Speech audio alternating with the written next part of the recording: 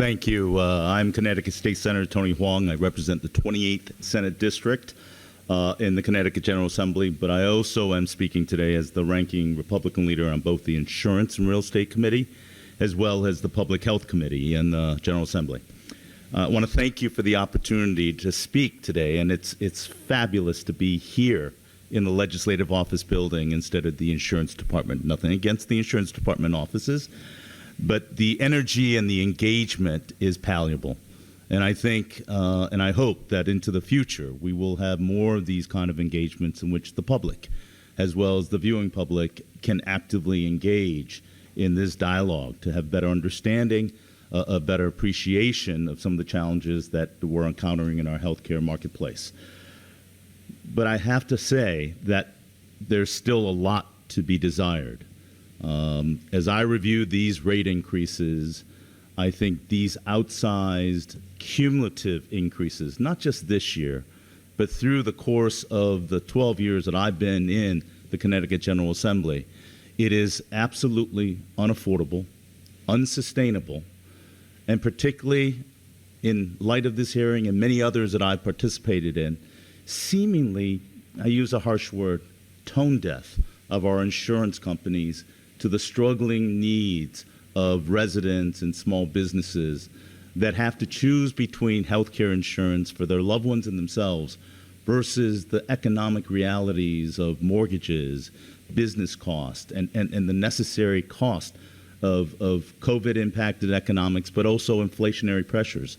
I think it's really important for the voice of the people to be heard in these kind of proceedings and not just simply business numbers and actuarial analysis and justification. I think you will also hear challenges and engagements in your actuarial presentations with the outsized executive compensations and the profits to dividends as well as to Wall Street. It seems to be inconsistent when you don't hear of people in our communities that have to choose between food and mortgages versus paying for their health insurance. There's a tone-deaf disconnection, and I hope we're able, through these kind of hearing process, to make that connection. I think I want to thank the Commissioner for his always availability and willingness to hear us on the legislative branch and to have this hearing today. I think it's a result of bipartisan request to have this meeting here in the People's Building, the Legislative Office building. But I am somewhat disappointed that we weren't able, as the Attorney General and the Office of Health Advocate advocated, to have a true exchange of information, an expert witness exchange, a rebuttal of some of the actuarial data analysis. I still remember in college, there are lies, there are doggone lies, and then there's statistics. I think it's important to get to the underlying rationale and justification. If not anything else comes of it, it would allow better understanding and a better appreciation from the marketplace, rather than seeing bill increases arrive in their mail every single year, increasingly higher than the year before. And I'm equally disappointed that we weren't able to have that kind of a cross-examination.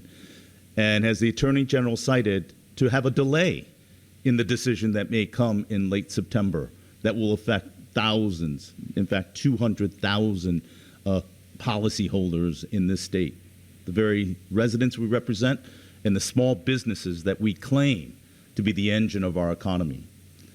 I think it's important to note that the October 3rd meeting that has been agreed to have that kind of an exchange with legislators, experts, and advocates will have occurred after the rate decision had been made.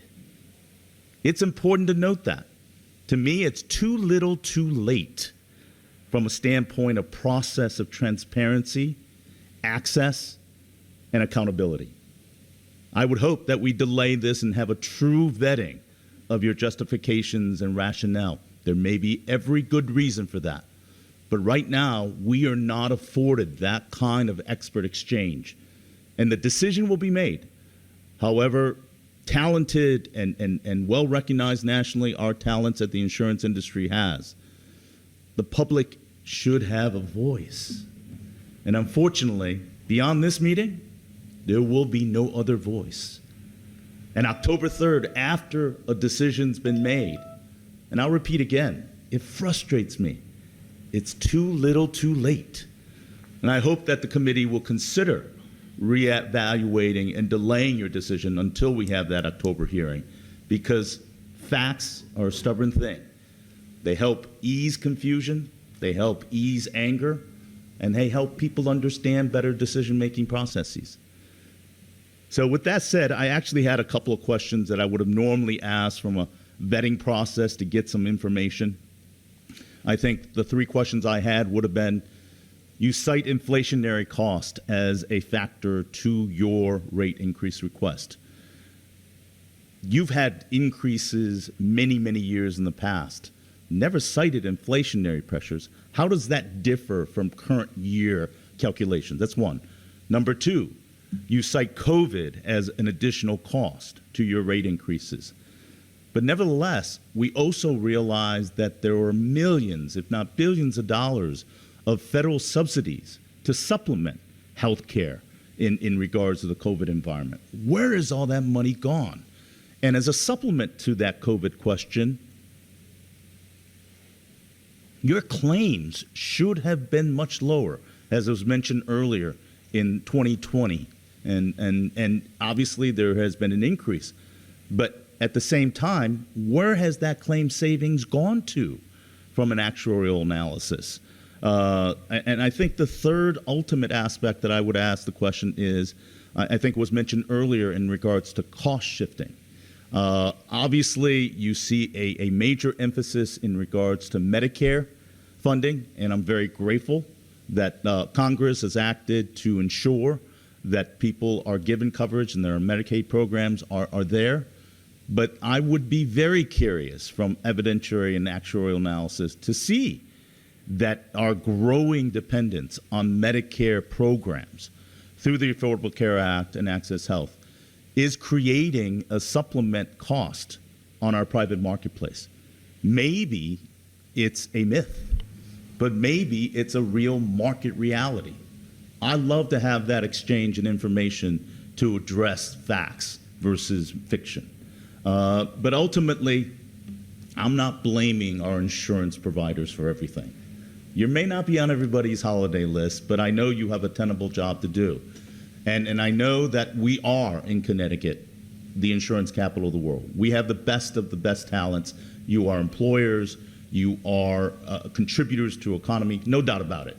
But sometimes the tone deaf, the kind of purveyor of saying no to people, and the rising rate, it seems to many, many people that you're much more interested in Wall Street rather than the residents and small businesses on Main Street. But as I say that, I look for us as a legislative body to be a solution. Senator? Yes, ma'am. Sir. You're out of time. I'll close by saying we need to create solutions. It's not just beating up on you today and tomorrow, but to be partners in solutions and working with all the talents that you have within your business world and expertise.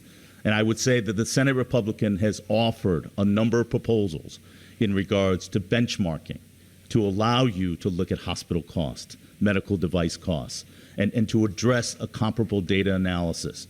We also want to offer reinsurance. That is a product that's used throughout the insurance industry to be able to offset your insurance risk and assessment. I think the third area is truly addressing the prescription drug cost. Our pharmaceutical companies need to be on board, but I also say that our PBMs, pharmacy benefit managers, need to be on board. But there seems to be a vertical line, unfortunately, because it seems many of our health insurers also own the PBMs. So there's an additional challenge that you have to muster to really look at your business lines and how you can be part of the solution. Because otherwise, a government-run solution is not going to be benefit to anyone in the state in regards to quality health care, efficiency and cost, and most importantly, be able to provide the best affordable, accessible, and quality health care for people. Because when you strip it all down, we may have other hearings on issues related to the legislative process. But we're talking about health care and the well-being of loved ones and individuals. There can be no price on it. but it's got to be affordable and accessible. So I thank the Commissioner for the opportunity to provide the testimony, and I truly hope that there is a possibility of reconsidering that informational session with all the advocates will be held before any decisions be made, because otherwise I would insist and encourage that we would vote no to these rate increases until we get further information. Thank you, Mr. Commissioner. Thank you, Senator. Next up is